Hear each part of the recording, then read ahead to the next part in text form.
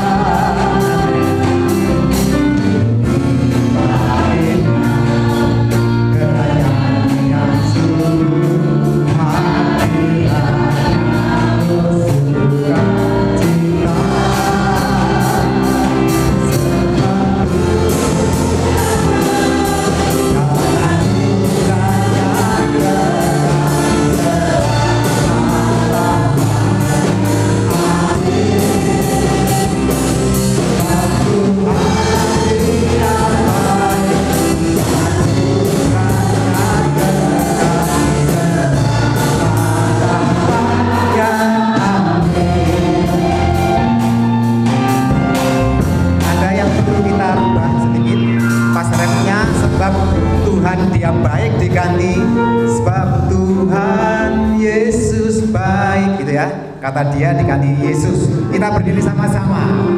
Mari masuk ke banyak.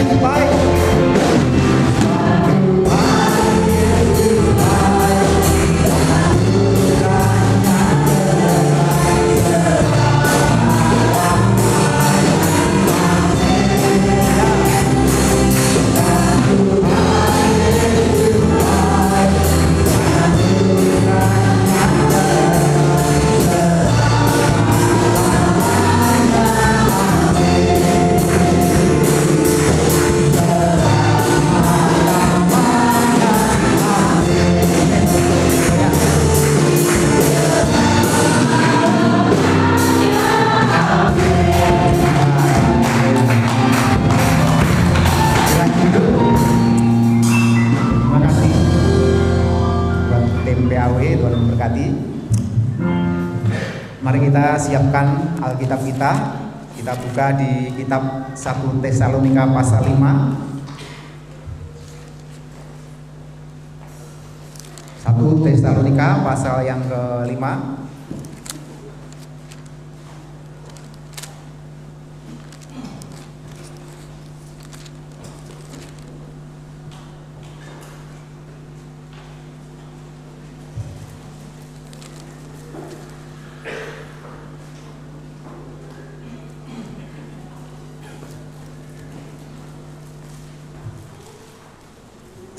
Tesalonika pasal yang ke-5 ayat 18, ayat yang sangat familiar di kalangan anak-anak Tuhan.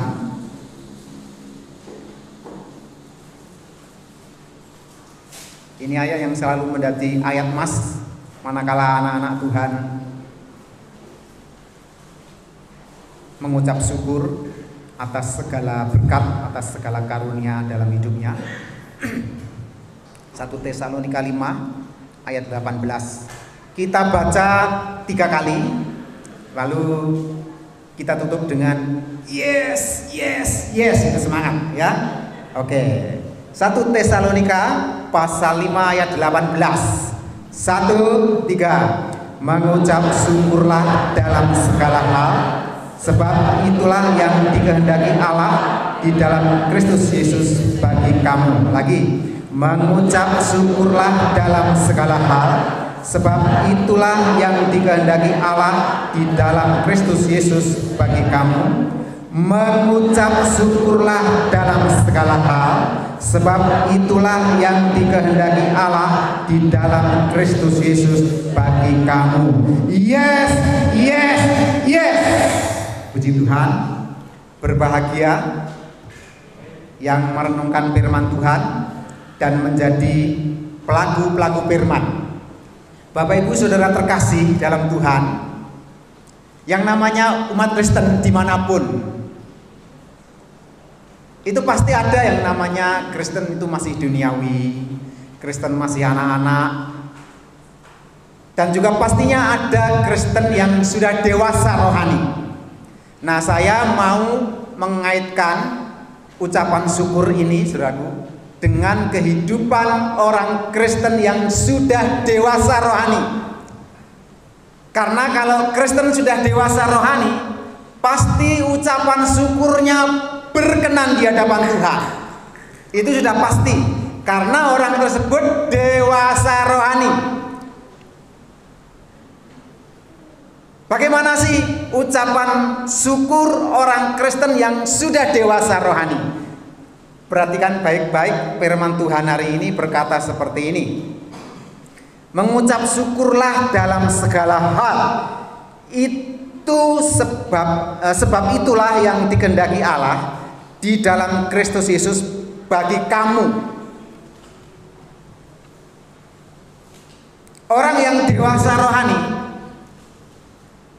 itu pasti yakin bahwa ucapan syukur itu adalah kehendak Allah. Jadi dia mengucap syukur berangkat dari suatu keyakinan Allah menghendaki saya mengucap syukur. Jikalau kita bersyukur tidak dilandasi, tidak berangkat dari sikap hati yang sadar bahwa Allah menghendaki kita bersyukur, berarti kita belum dewasa rohani. Karena ucapan syukur itu adalah kehendak Tuhan. Tapi sayangnya banyak umat Kristen bahkan sudah puluhan tahun belum memahami kalau Tuhan itu menghendaki anak-anaknya itu mengucap syukur. Jika tanpa landasan ini, keyakinan bahwa Tuhan menghendaki kita mengucap syukur, maka ucapan syukur yang dia jalankan, yang dia lakukan, ucapan syukur yang dia panjatkan, baik itu melalui kata-kata ataupun melalui tindakan, pasti kurang berkenan, bahkan bisa jadi tidak berkenan. Karena orang yang belum dewasa rohani, ucapan syukurnya pasti asal-asalan.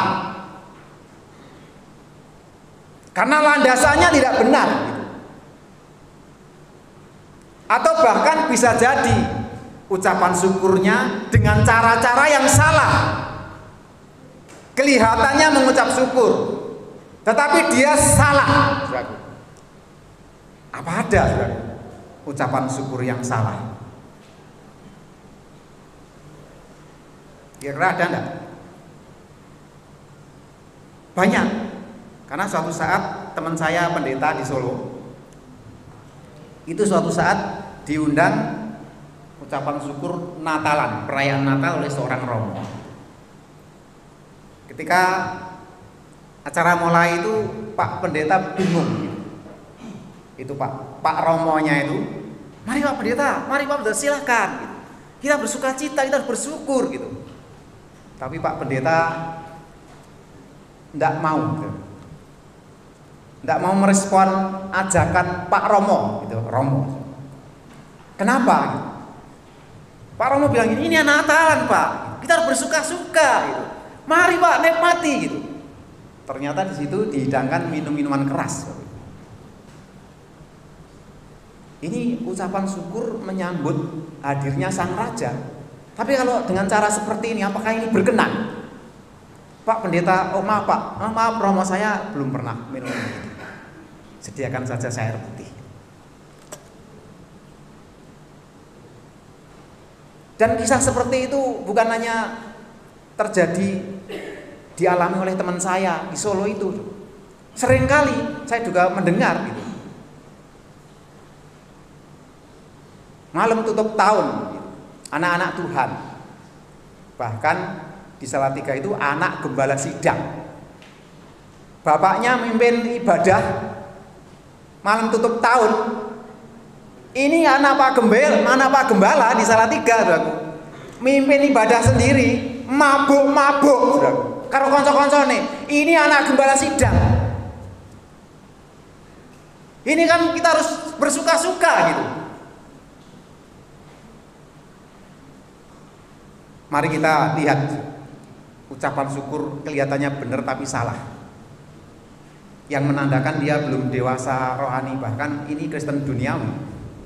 Kalau di Alkitab jelas itu Lukas pasal 18. Coba kita lihat di Lukas pasal 18. Orang nggak sadar kalau ucapan syukur itu kehendak Allah, sehingga asal-asalan gitu. Coba kita lihat Lukas pasal 18 ayat 9, mulai ayat 9. Lukas 18 ayat 9 sampai 14. Kita baca sama-sama ya. Yang bawa Alkitab atau bisa lihat di tulisan sorot. Dan kepada beberapa orang, 1, 3. Dan kepada beberapa orang yang menganggap dirinya benar dan memandang semua orang lain, Yesus mengatakan perumpamaan. Ada 2 orang pergi ke bait Allah untuk berdoa. Yang seorang adalah Farisi dan yang lain pemungut cukai. Orang Farisi itu berdiri dan berdoa dalam hatinya begini, ya Allah, aku mengucap syukur kepadamu. Perhatikan baik-baik. Ini seorang Farisi berdoa apa? Mengucap syukur. Ya Allah, terus, ya Allah, aku mengucap syukur kepadamu karena aku tidak sama seperti semua orang lain. Bukan perampok, bukan orang lalim, bukan pezina, dan bukan juga seperti pemungut cukai ini. Aku berpuasa 2 kali seminggu. Aku memberikan persepuluhan dari segala penghasilanku. Tetapi pemungut cukai itu berdiri jauh-jauh. Bahkan ia tidak berani menengadah ke langit, melainkan ia memukul diri dan berkata, ya Allah, kasihanilah aku orang berdosa ini. Aku berkata kepadamu, orang ini pulang ke rumahnya sebagai orang yang dibenarkan Allah, dan orang lain itu tidak. Sebab barang siapa meninggikan diri, ia akan direndahkan, dan barang siapa merendahkan diri, ia akan ditinggikan. Bapak Ibu Saudara terkasih di dalam Tuhan Yesus, inilah ucapan syukur orang Kristen yang masih duniawi, yang tidak sadar ucapan syukur itu adalah kehendak Allah. Firman Allah mengajarkan anak-anaknya untuk senantiasa menaikkan pujian syukur. Kalau kita sadar ucapan syukur kehendak Allah, tentu kita akan menjalankan, melakukan itu dengan sikap hati yang benar. Kalau sikap hatinya benar, tentu tindakannya, cara-caranya juga pasti benar. Dan itu hanya mampu dilakukan orang Kristen yang sudah dewasa rohani. Jadi kalau belum dewasa rohani, ucapan syukurnya tidak akan berkenan. Kelihatannya si orang Farisi ini, aku mengucap syukur kepadamu ya Allah gitu. Tapi sebenarnya dia tidak sedang mengucap syukur gitu. Dia sedang pamer. Pamer apa? Pamer tentang keberhasilan di dalam menjalankan hukum keagamaan. Pamer tentang prestasi-prestasi rohani.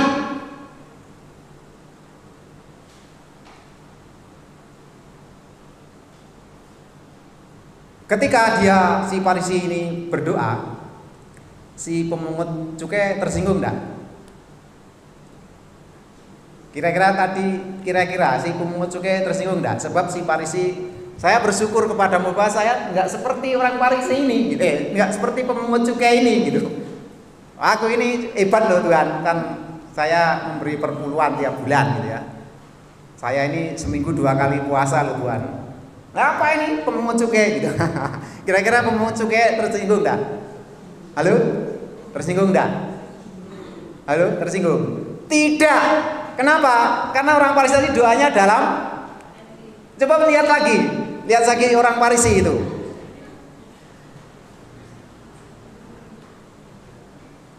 Ayat yang berapa itu? Ya Allah, aku bersyukur. Oke. Ayat berapa? Boleh ayat 9.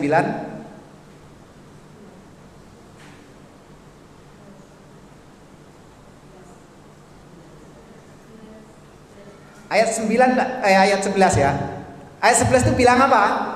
Orang Farisi itu berdiri dan berdoa dalam hati. Jadi tidak ada yang tersinggung. Yang tersinggung ternyata siapa? Yang tersinggung siapa? Tuhan.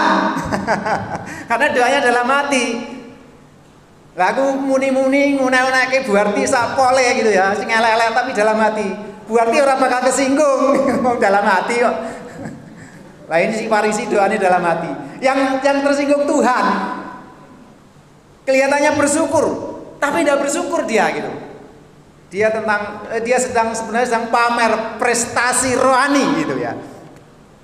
Telah melakukan pencapaian dalam hal kerohanian, dipamerkan sama Tuhan, lalu merendahkan orang lain. Saudaraku yang dikasih, ini ucapan syukur yang salah gitu. Bangga dengan kerohanian dia di hadapan Tuhan. Saudara, apa yang kita lakukan, ibadah kita, pengorbanan kita di hadapan Tuhan, itu tidak layak dibangga-banggakan kayak orang Farisi ini, tidak layak. Kenapa tidak layak? Coba saudara buka lebih dulu Yesaya pasal 64. Jadi segala prestasi rohani kita itu saudaraku, itu tidak layak dibangga-banggakan di hadapan Tuhan. Misalnya kita sudah rajin perpuluhan, kita sudah rajin doa puasa, terus apa lagi? Rajin apa lagi? Rajin pelayanan. Itu tidak pantas dibanggakan di hadapan Tuhan. Coba Yesaya 64 itu ayat 46. Yesaya 64 ayat 6 maksud saya. Ya benar ya. Ayat 6. Coba dibaca Sama-sama. Yang kenceng ya. 1, 3. Demikianlah kami sekalian seperti seorang najis, dan segala kesalahan kami seperti kain kotor. Kami sekalian menjadi layu seperti daun, dan kami lenyap oleh kejahatan kami seperti daun dilenyapkan oleh angin. Yang percaya katakan amin. Segala kesalahan kami. Kata segala kesalahan kami, kehidupan kita yang saleh, yang banyak berdoa, banyak penyembahan, banyak nyanyi, banyak baca Alkitab, banyak memberi persembahan, banyak doa pagi, setia dalam PWK, setia dalam ibadah KPK, setia ikut persekutuan pemuda dan lain sebagainya. Kita banyak berbuat amal saleh, nyumbang sana, nyumbang sini. Di hadapan Tuhan seperti apa kesalehan kita? Seperti kain kotor. Bahkan juga diumpamakan segala kesalahan kita itu ibarat daun kering yang ditiup angin. Artinya di hadapan Tuhan itu begitu ringan, tidak ada artinya apa-apa. Karena itu segala kesalahan kita itu jangan dibangga-banggakan.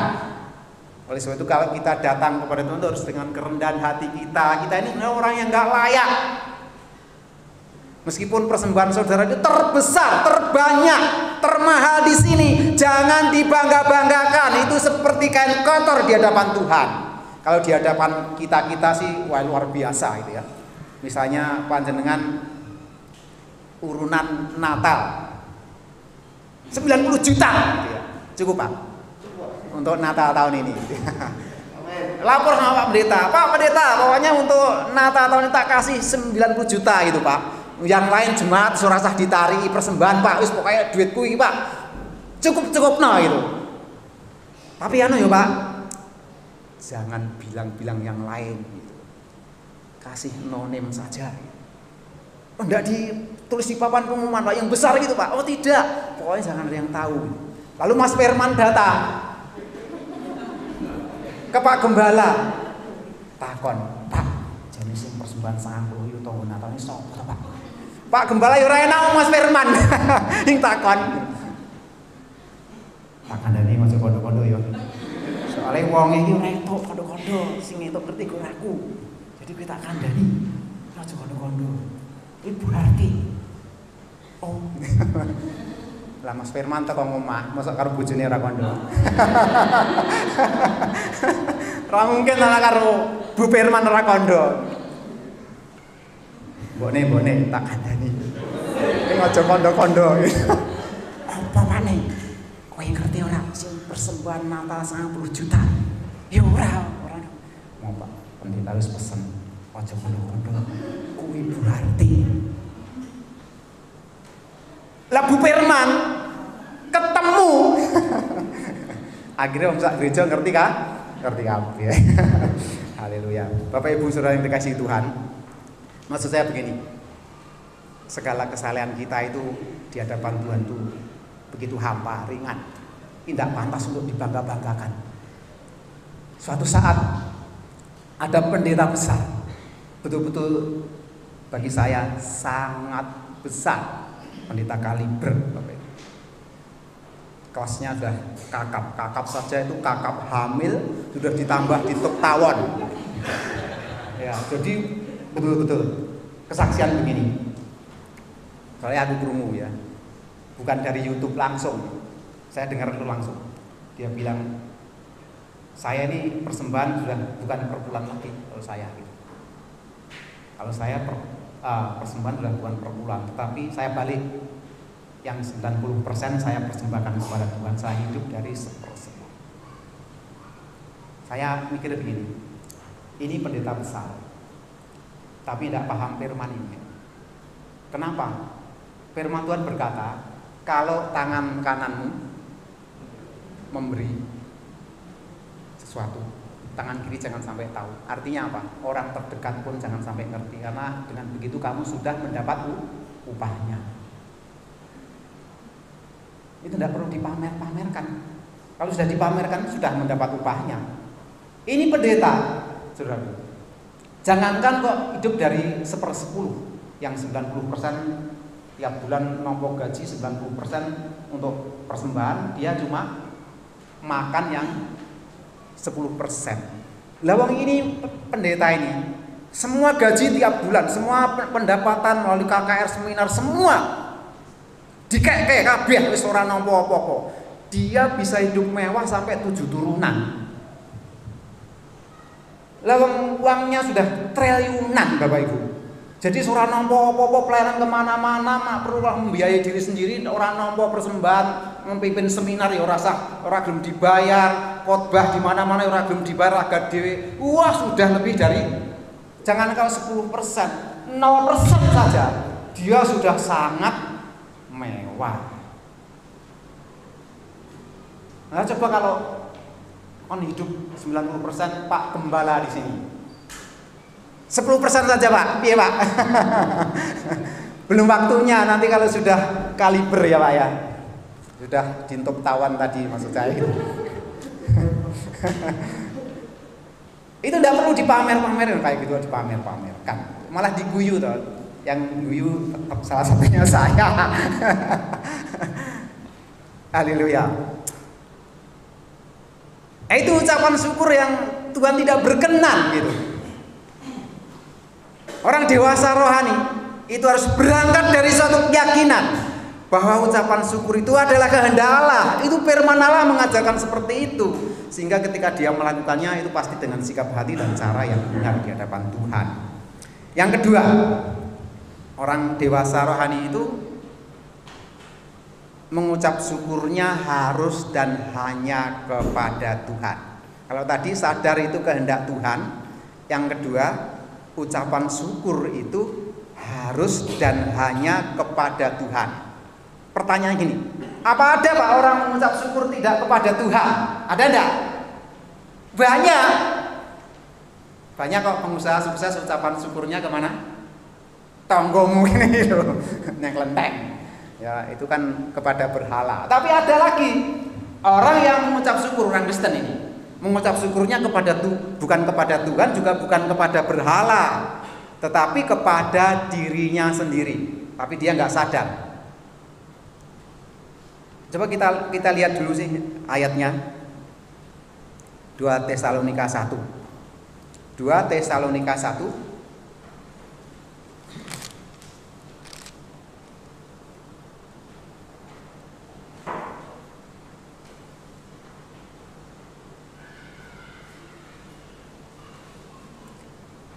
ayat 3 ya. 2 Tesalonika 1 ayat 3. Mari kita baca sama-sama. Kami wajib 1, 3. Kami wajib selalu mengucap syukur kepada Allah karena kamu saudara-saudara.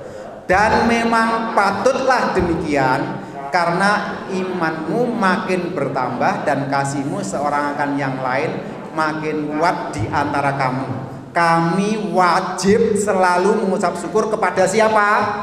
Kepada Allah. Wajib, katakan wajib. Kepada siapa? Kepada Allah. Jadi ucapan syukur yang benar itu harus dan hanya ditujukan kepada Allah. Wajib. Satu lagi, 2 Tesalonika 2 ayat 13.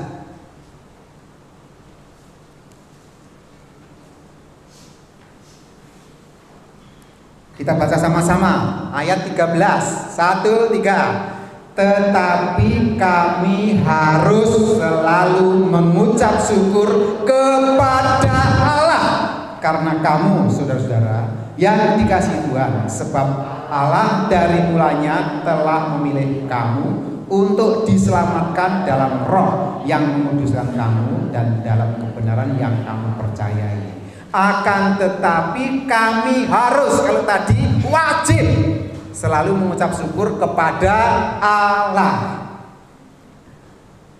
Bagaimana ini contohnya? Orang yang mengucap syukur bukan kepada berhala, bukan kepada kuburan, bukan kepada patung-patung, bukan kepada kelenteng, bukan kepada yang lain-lain, Tetapi bagaimana sih mengucap syukur kepada diri sendiri itu?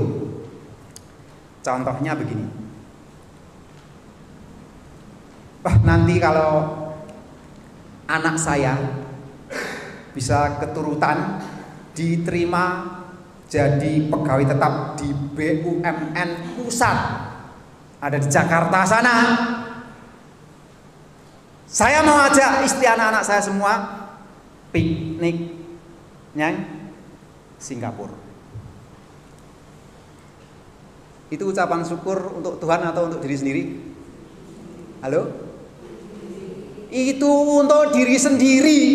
Itu ucapan syukur kepada diri sendiri. Oh, nanti kalau saya benar-benar melamar pekerjaan, diangkat jadi pegawai negeri, saya akan ngajak keluarga piknik nang Bali. Ini ucapan syukur ditujukan kepada diri sendiri, saudaraku. Kecuali kalau begini, saya nanti kalau anak saya atau saya sendiri diterima jadi pegawai negeri, saya mau membiayai jemaat Condrokusumo yang kurang mampu untuk tak piknik ke neng Bali gratis. Ora iso mangkat pisan ya, nanti per 1 bulan berapa orang per 1 bulan sampai semuanya tak piknik ke kabeh. Lah itu baru namanya betul-betul Tuhan dipermuliakan. Tapi nak mangkat dewi kan dinikmati sendiri, saudara. Ada lagi, nanti kalau saya benar-benar diangkat jadi bupati, saya akan dangdutan nanggap Inul Daratista. Itu ucapan syukur kepada siapa? Kepada diri sendiri. Pak Gembala Inul Daratista meluk goyang ngebor. Itu bukan untuk Tuhan, bukan untuk berhala, tapi benar-benar untuk diri sendiri. Itu saudara, hanya menyenangkan diri sendiri. Itu bukan ucapan syukur orang yang dewasa rohani.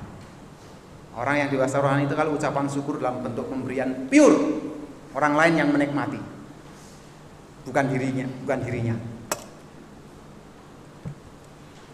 Kitab Wahyu, coba kita buka kitab Wahyu pasal 7 ayat 12.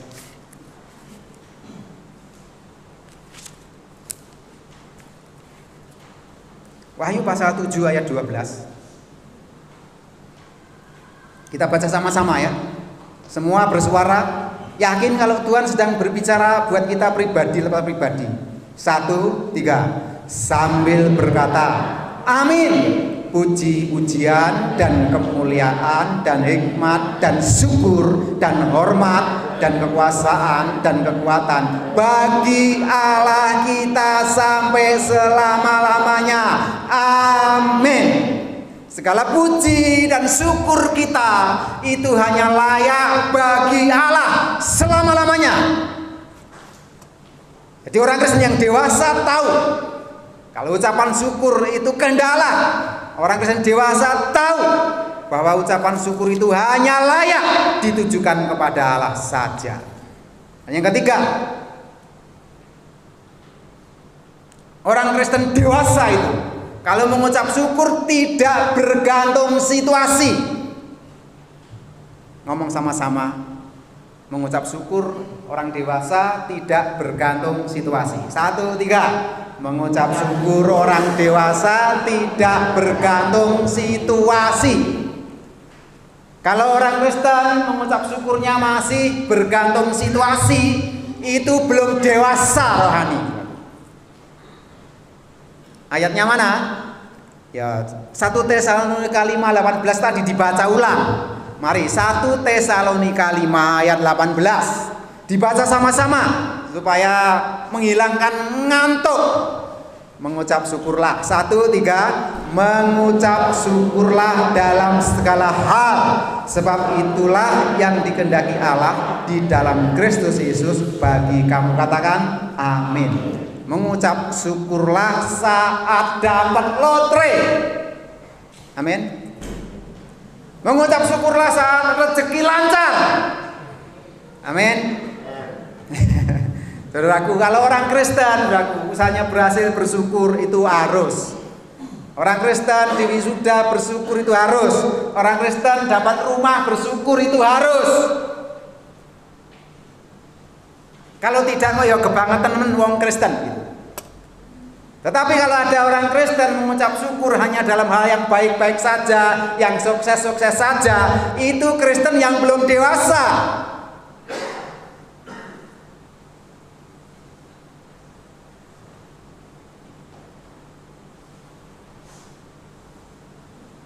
Ucapan syukur model seperti itu yang bergantung situasi.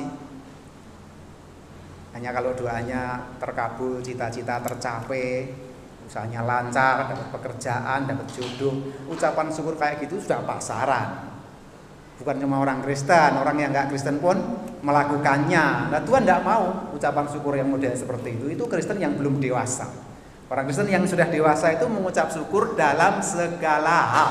Amin. Dalam segala hal. Kalau usahanya ternyata bangkrut, termasuk segala hal dah. Halo? Yakin? Itu tulan ora payu segala hal dah. Haleluya. Itu segala hal. Orang Kristen sakit itu termasuk dalam segala hal. Di sana juga harus bersyukur.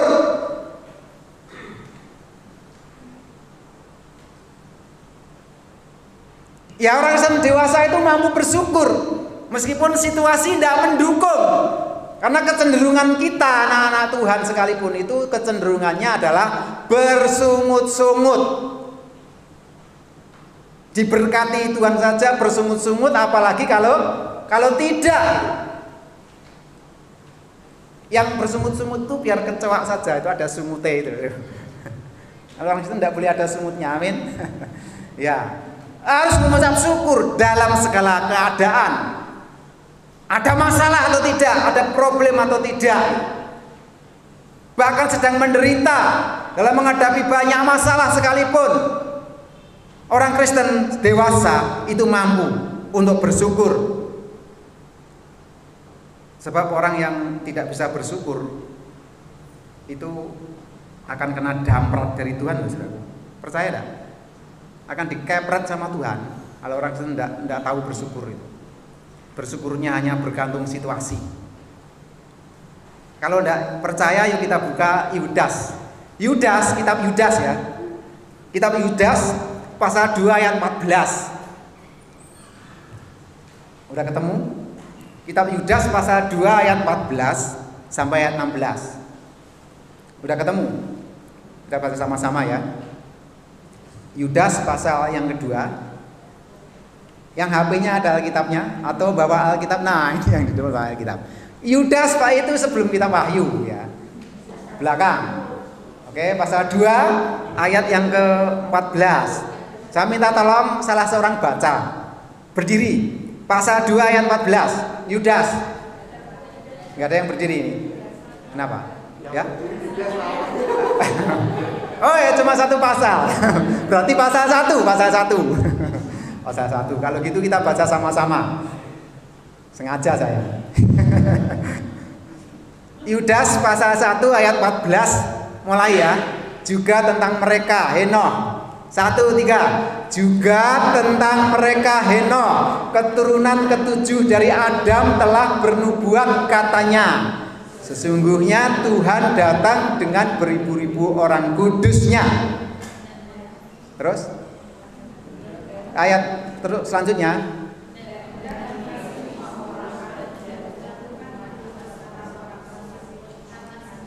Ya, ayat 15 diulang aja biar kompak dan seterusnya sampai ayat yang ke-16. Hendak menghakimi 1, 3. Hendak menghakimi semua orang dan menjatuhkan hukuman atas orang-orang fasik karena semua perbuatan fasik yang mereka lakukan dan karena semua kata-kata nista yang diucapkan orang-orang berdosa yang fasik itu terhadap Tuhan. 16. Mereka itu orang-orang yang menggerutu dan mengeluh tentang nasibnya, hidup menuruti hawa nafsunya, tetapi mulut mereka mengeluarkan perkataan-perkataan yang bukan-bukan dan mereka menjilat orang untuk mendapat keuntungan. Yang percaya katakan amin. Nanti Tuhan datang yang kedua kali ingin menjatuhkan hukuman atas orang-orang berdosa yang fasik. Amin. Amin. Amin atau amin? Tuhan nanti akan datang untuk menjatuhkan hukuman atas orang-orang berdosa yang fasik. Ayat 15. Nah, orang-orang berdosa yang fasik itu diantaranya adalah ayat 16 dikatakan. Ya, ayat 16. Diantaranya adalah orang-orang yang mengeluh, mengeluh tentang nasibnya. Lalu yang lain orang-orang yang menuruti hawa nafsu dan sebagainya. Nah, ternyata perhatikan baik-baik. Mengeluh, menggerutu, ngomel itu nampaknya tidak apa-apa. Ternyata di hadapan Tuhan apa-apa. Saya mau nanya, siapa yang belum pernah mengeluh? Elah, urip nasibe kaya ngene yo. Itu mengeluh. Ternyata ucapan kayak begitu itu dinilai sebagai orang berdosa di hadapan Tuhan. Bangsa Israel dalam perjalanan dari Mesir ke tanah perjanjian itu banyak yang tewas di padang gurun karena apa? Mengeluh, tidak punya rasa syukur. Coba, mukjizat Tuhan itu luar biasa, pertolongan Tuhan luar biasa dalam hidup bangsa Israel, tapi tidak bisa melihat penyertaan Tuhan, kasih Tuhan dalam hidup mereka. Itu yang ngomel, menggerutu gitu. Hanya soal lauk pauk aja ngomel bangsa Israel gitu. Bapak-bapak nak lauk pauknya cuma kerupuk atau kecap, ngomel dah. Kita bersyukur, itu berkat Tuhan.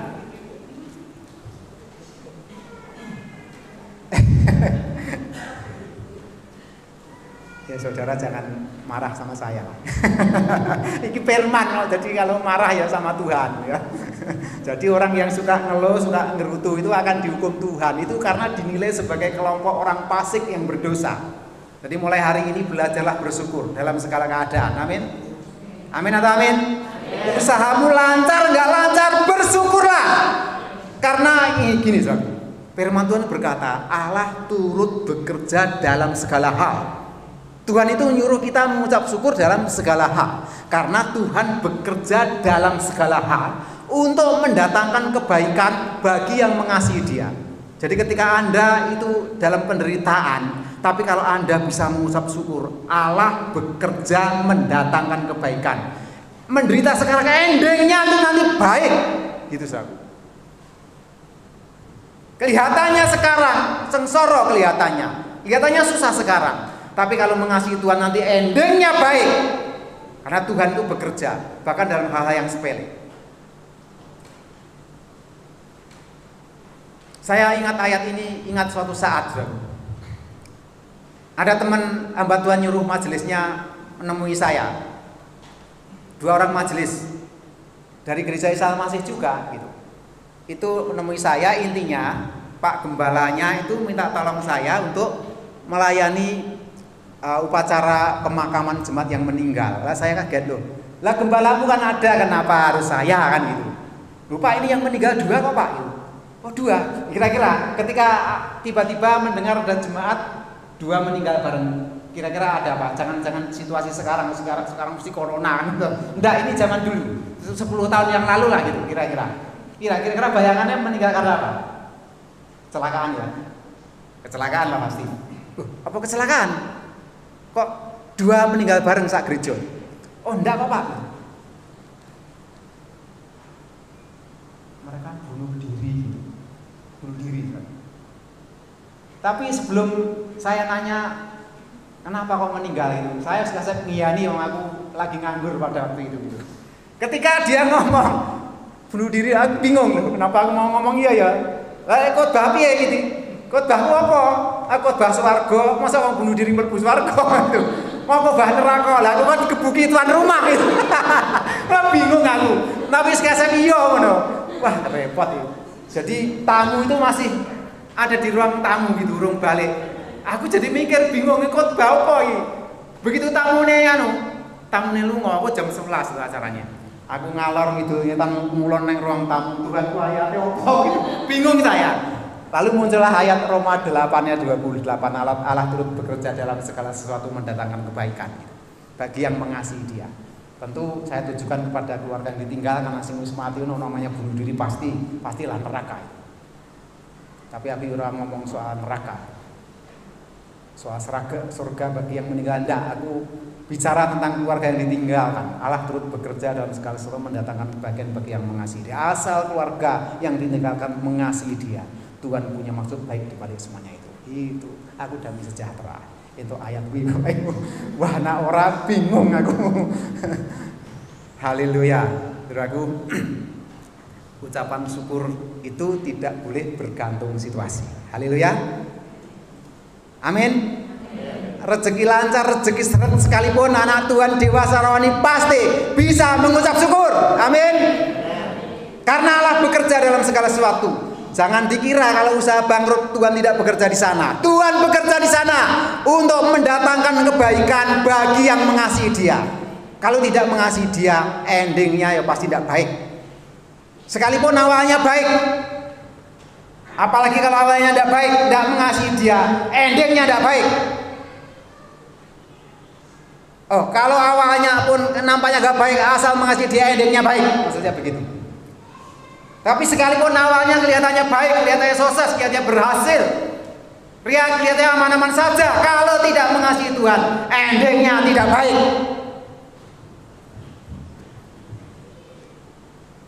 Mengucap syukurlah dalam segala hal. Anak-anak Tuhan Condrokusumo, mulai hari ini jangan suka mengeluh, karena itu dosanya gede di hadapan Tuhan. Ini firman yang hari ini bicara. Ingat itu Yudas pasal 3 ya. Oke, ayat 14 sampai 16 itu diingat-ingat itu. Pasal berapa tadi? 1, pasal 1. Iya. Lalu berikutnya orang dewasa rohani.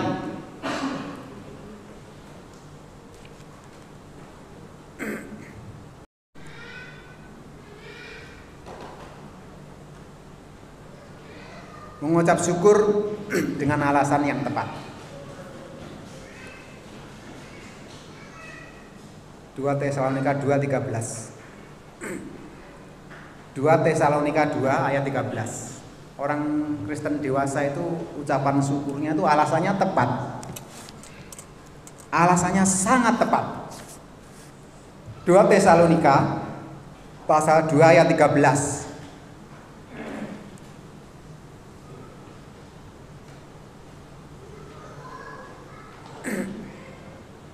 Kita baca sama-sama.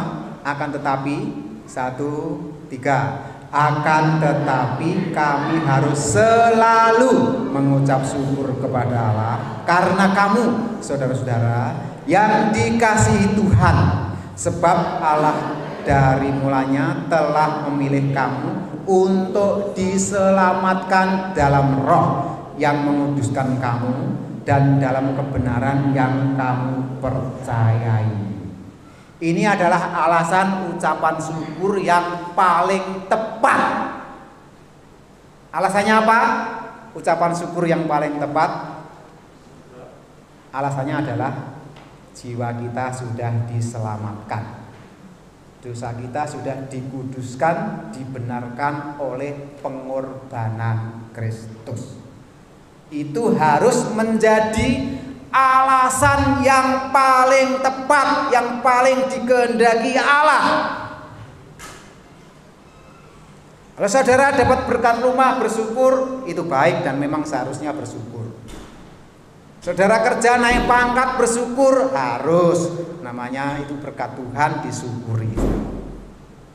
Tapi kalau anak Tuhan, ucapan syukurnya hanya hal-hal yang seperti itu, ya itu sekali lagi itu bergantung situasi akhirnya. Dan namanya naik pangkat kan tidak tiap hari naik pangkat. Ya atau ya? Ya atau ya? Gajinya naik bersyukur, ya harus. Kerja gajinya naik masa enggak bersyukur. Tapi masa ada mengucap gajinya tiap hari. Itu kalau bosnya Pak Gembala. Dari karyawan teladan tiap hari gajinya dinaikkan. Oh soalnya Pak Gembala kan mau ngapian gitu. Karyawannya aku. Haleluya. Aku bisa bersyukur tiap hari gitu. Lah supaya kita bisa bersyukur tiap hari, tidak bergantung sama keadaan, Ucapan syukurnya itu karena Tuhan sudah berkorban di atas kayu salib menebus dosa saya. Haleluya. Haleluya, amin. Amin. Mengucap syukur dapat istri cantik itu harus. Mengucap syukur dapat suami ganteng itu harus gitu. Tapi istri kita kan tidak selamanya ganteng istri kita tidak selamanya ayu gitu ya. Masih muda sih kinclong-kinclong, lainnya halus ya toh. Istrinya masih muda, sampai laler menclok aja kepleset. Tapi kalau usia sudah 60 tahun ke atas, jangankan menclok kepleset, menclok diusir saja tidak mau lari. Karena sudah keriput nempel. Jadi kalau mengucap syukur hanya karena istri cantik, suami ganteng, itu ada masa expirednya, ada masa kedaluarsanya itu. Tapi berkat yang tidak pernah kedaluarsa, yang kekal sampai selama-lamanya, itu berkat yang berupa pengampunan dosa. Itu berkat terbesar, melebihi punya perusahaan besar, melebihi punya suami ganteng, melebihi punya istri cantik. Kalau bisa soal suami ganteng, saya ini dulu masih muda, ganteng, gede, dhuwur, gagah. Tapi bareng usianya 50 tahun ke atas ya karek cilik. Jadi kalau istri saya mengucap syukur karena punya suami ganteng, saya itu ora iso. Wis ora iso. Itu dulu. Kalau dulu memang gagah, gede, dhuwur, ganteng itu dulu. Kalau sekarang sudah enggak. Saudara yang dikasihi oleh Tuhan, berkat terbesar, terindah, termulia, terdahsyat yang tidak bisa dibandingkan dengan deposito berapapun, bahkan triliunan, itu adalah pengampunan dosa. Apa artinya? Sampean duit deposito triliunan kayak Pak Pendeta Kaliber tadi, tapi kalau dosanya tidak diampuni, apa artinya? Sampean menikmati kekayaan Anda juga cuma sebentar, nanti sing jarah ya anak cucune, ya anak cucune dora rukun, nanti dora rebutan. Tinggalan warisan orang tua. Banyak kok anak-anak do paten-patenan karena rebutan warisan itu banyak. Nak mati ya ora bakal digowo depositomu itu.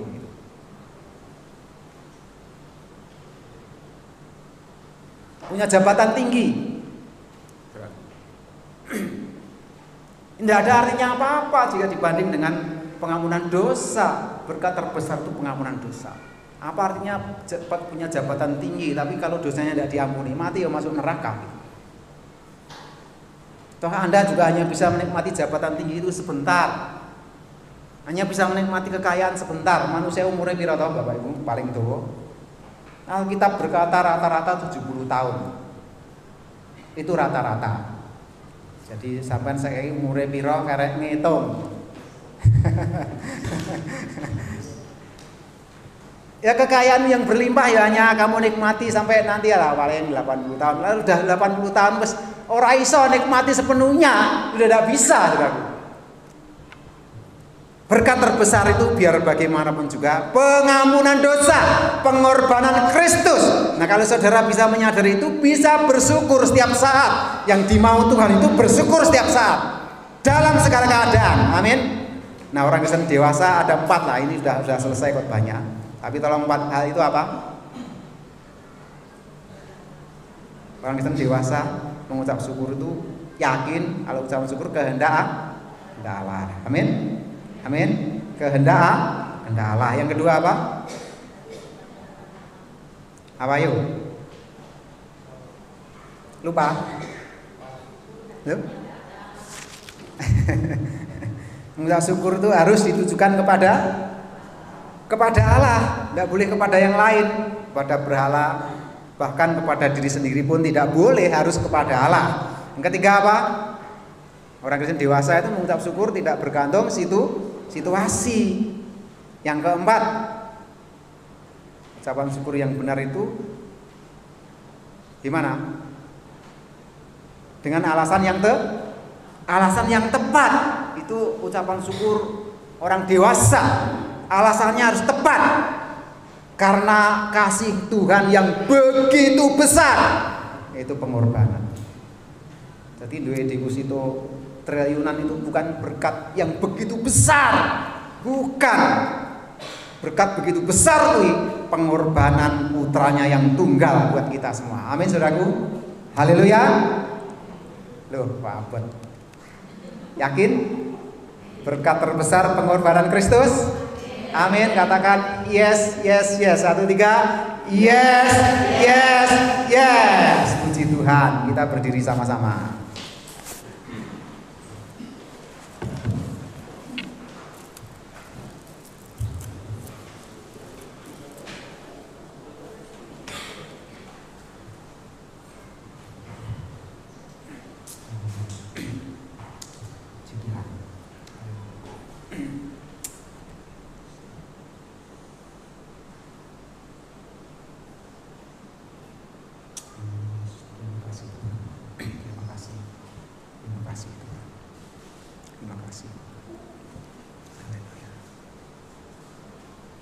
Matur nuwun, matur nuwun, matur nuwun Gusti Yesus, kula matur nuwun,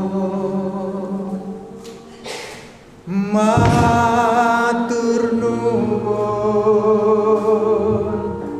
Matur nuwun, matur nuwun Gusti Yesus, kula matur nuwun. Katakan, matur nuwun, matur nuwun,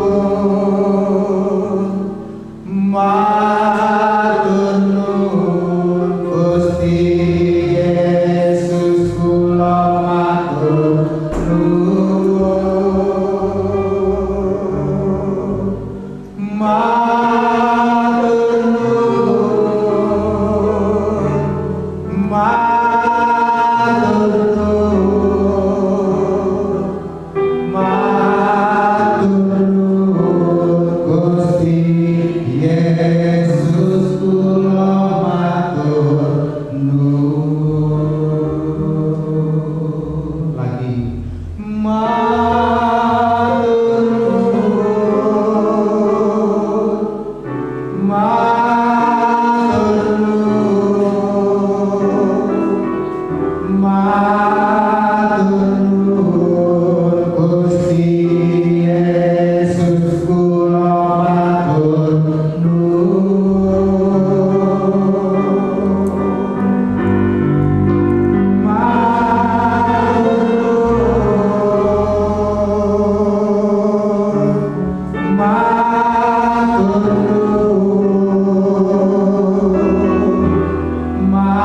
matur nuwun Gusti Yesus, kula matur nuwun. Bapak sekali, hambamu sudah berhenti bicara dan hambamu menyampaikan firman-Mu dengan cara yang sederhana.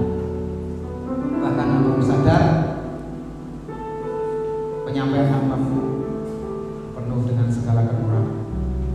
Kiranya kuasa kasih-Mu menyempurnakan setiap firman yang hambamu sampaikan, dan firman itu tertanam dalam tanah hati setiap kami masing-masing.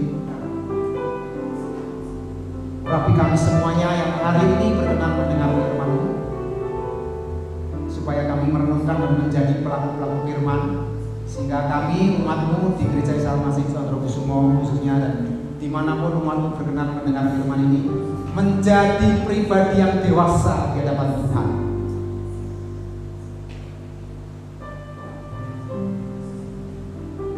Sehingga mereka mampu menaikkan pujian syukur setiap hari dalam segala keadaan. Karena kami sadar Tuhan memang menghendaki kami selalu bersyukur. Ucapan syukur yang tidak tergantung situasi. Ucapan syukur yang memiliki ini sasaran yang tepat hanya kepada Tuhan saja. Ucapan syukur karena suatu alasan yang sangat tepat.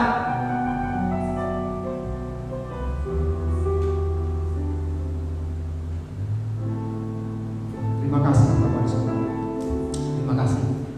Terima kasih. Teruslah berbicara. Teruslah berbicara. Taruh rasa haus akan berfirman dalam hati sampai kamu. Kami mengucap syukur.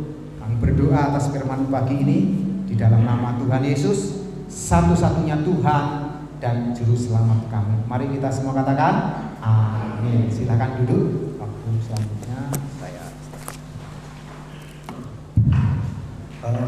Bapak Ibu sekalian, mari kita akan menaikkan doa-doa syafaat kita.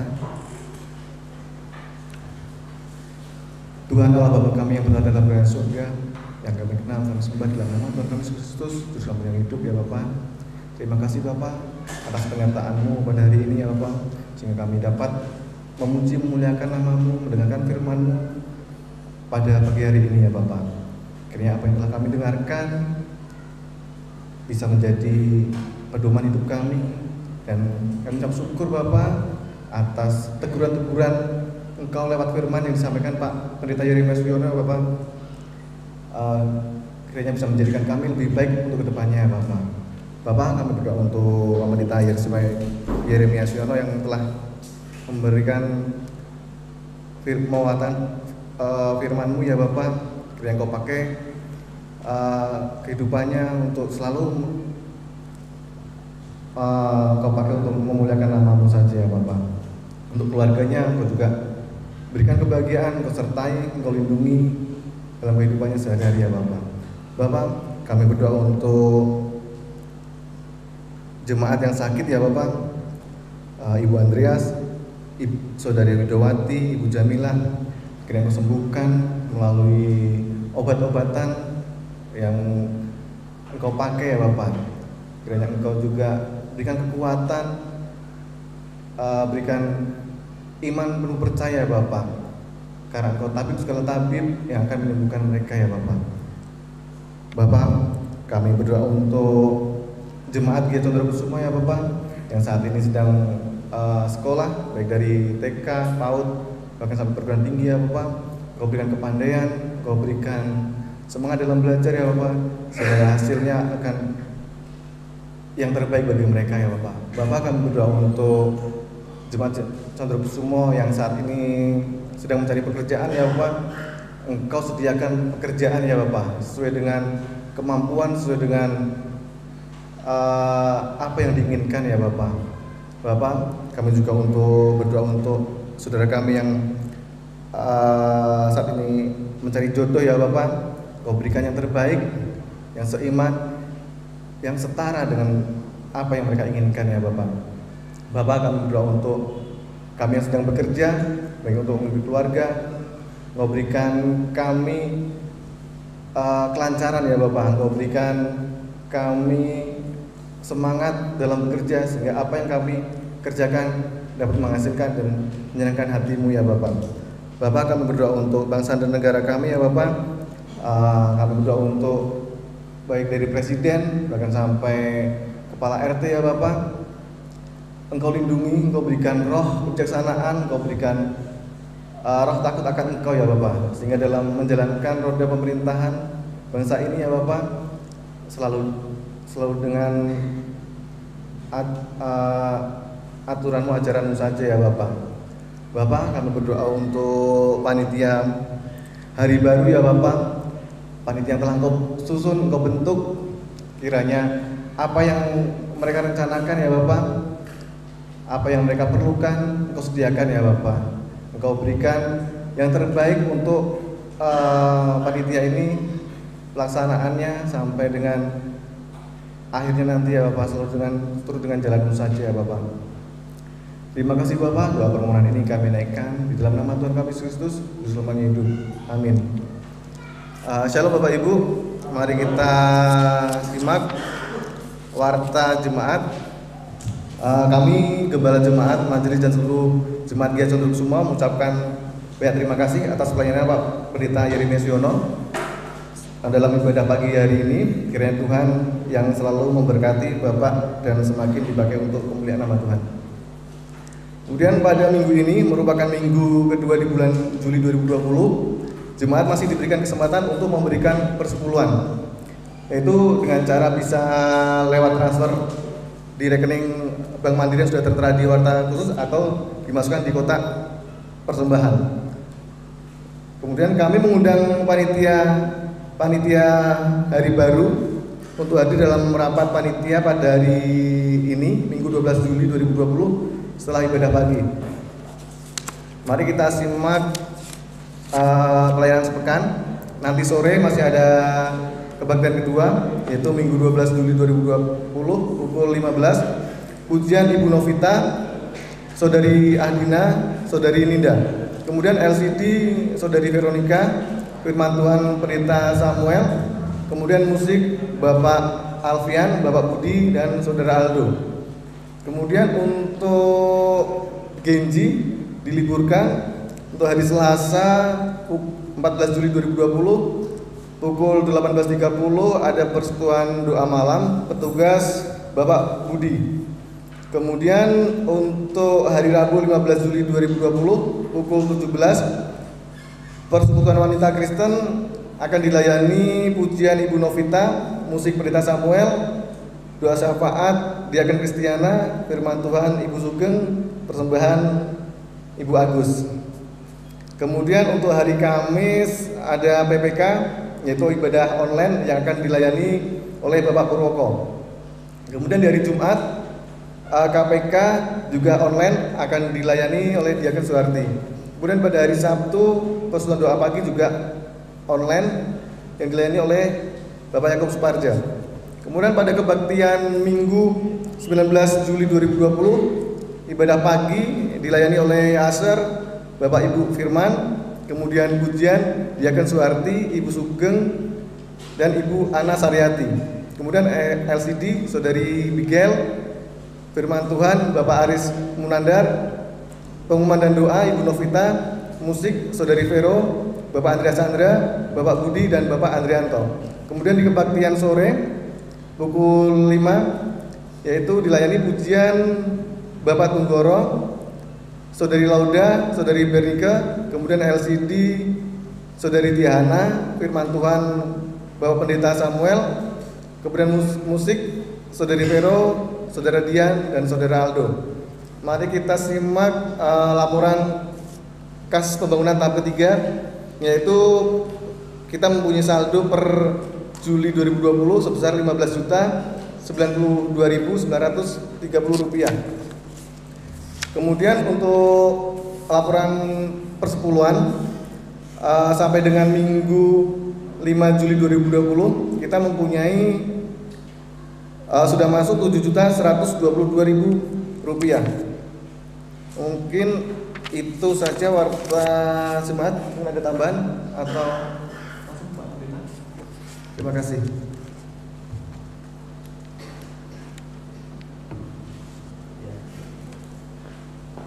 Ya, terima kasih untuk pengumumannya Pak Andrea Chandra ya. Terima kasih banyak. Saya hanya menekankan beberapa hal dan tambahan ya. Yang pertama saya tekankan untuk nanti setelah ibadah akan ada rapat pembentukan panitia yang sudah mendaftar sebagai panitia bisa hadir. Kalau merasa belum mendaftar tapi pengen terlibat di dalam panitia boleh juga hadir ya. Syarat kepanitiaan adalah punya komitmen untuk doa Selasa ya. Sudah sejak beberapa minggu yang lalu saya sudah sampaikan punya komitmen itu bukan berarti tidak boleh kosong satupun, bukan ya, tetapi punya komitmen untuk serius doa Selasa.